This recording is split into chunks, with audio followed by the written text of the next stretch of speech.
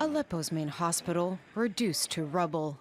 It's the third time in a week that the medical facility is hit by airstrikes as government forces and Russian aviation continue their campaign to retake the city.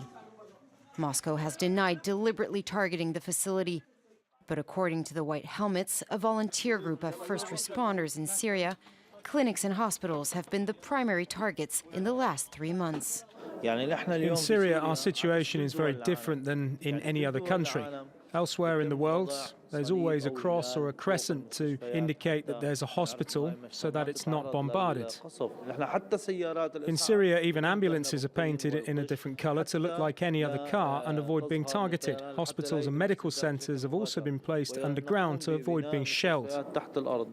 This latest attack brings the total number of hospitals destroyed by airstrikes to 4, since government forces launched an offensive to take full control of Aleppo in late September. The city is now left with only 5 intensive care beds for 250,000 people. Patients have nowhere left to go, and no medicines are available to treat even the most common ailments. According to Amnesty International, targeting hospitals and medics has become a war strategy.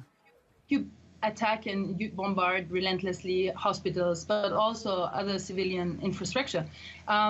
You force the civilians to flee, and you empty villages and you empty the cities.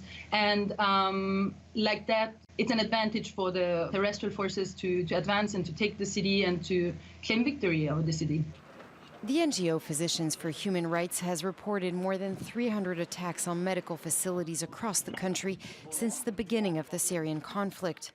Attacks that have killed more than 700 health workers.